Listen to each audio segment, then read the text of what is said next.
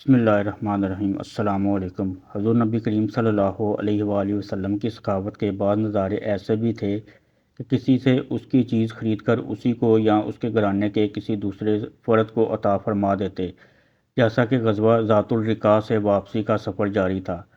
حضرت جابر بن عبداللہ رضی اللہ تعالیٰ عنہ اونٹ کافی لاغر اور کمزور تھا، بار بار لشکر سے پیچھے رہ جاتا۔ رسول کریم صلی اللہ علیہ وآلہ وسلم نے اونٹ کی یہ حالت دیکھی تو اسے آہستہ آہستہ لکڑی ماری۔ وہ اونٹ اس قدر تیز رفتار ہو گیا کہ اب دوسرے صحابہ کرام کو اچھی اچھی سانڈنیوں سے بھی آگے نکل جاتا تھا۔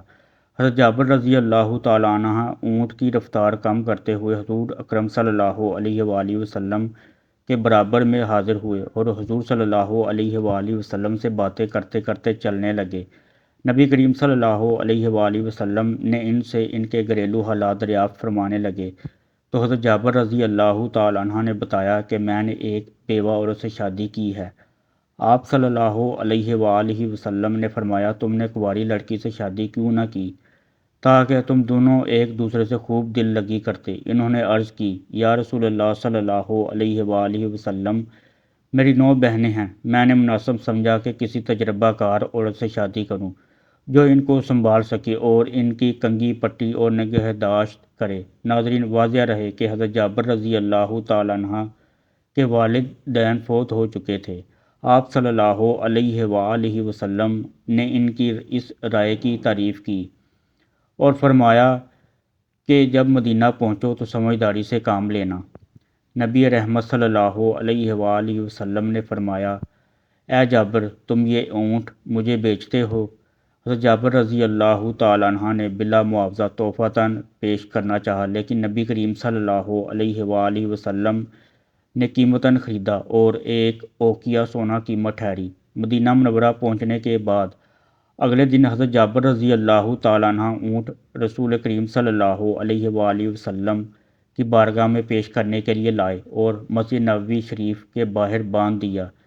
رسول کریم صلی اللہ علیہ وآلہ وسلم نے دیکھا تو فرمایا کہ یہ اونٹ کس کا ہے؟ بتایا گیا کہ یا رسول اللہ صلی اللہ علیہ وآلہ وسلم، حضرت جابر کا ہے۔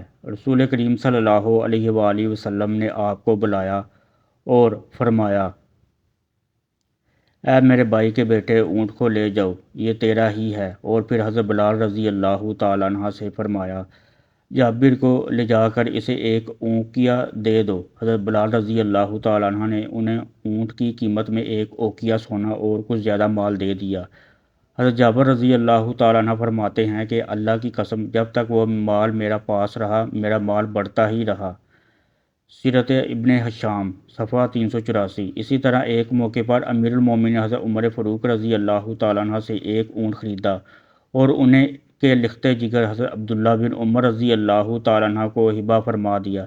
کبھی تو ایسا بھی ہوا کہ اپنے بدن مبارک پر پہنا ہوا کپڑا بھی عطا فرما دیا، جیسا کہ حضرت سہل بن سعد رضی اللہ تعالیٰ عنہ بیان کرتے ہیں کہ ایک عورت ایک چادر لے کر آئی۔ اس نے عرض کیا، یا رسول اللہ صلی اللہ علیہ وآلہ وسلم، یہ میں نے اپنے ہاتھ سے بنی ہے، میں آپ کے پہننے کے لیے لائی ہوں۔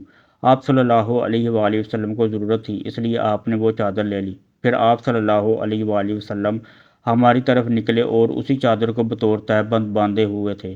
ایک صحابی نے دیکھ کر عرض کی، کیا اچھی چادر ہے، یہ مجھے پہنا دیجیے۔ آپ صلی اللہ علیہ وآلہ وسلم نے فرمایا، ہاں۔ کچھ دیر کے بعد آپ صلی اللہ علیہ وآلہ وسلم مجلس سے اٹھ گئے، پھر واپس تشریف لائے اور وہ چادر لپیٹ کر اس صحابی کے پاس بھیج دی۔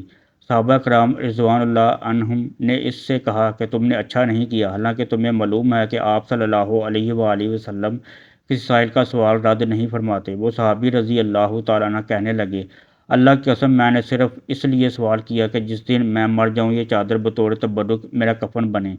حضرت سہل بن سعد رضی اللہ تعالیٰ عنہ فرماتے ہیں کہ وہ چادر اس کا کفن ہی بنی۔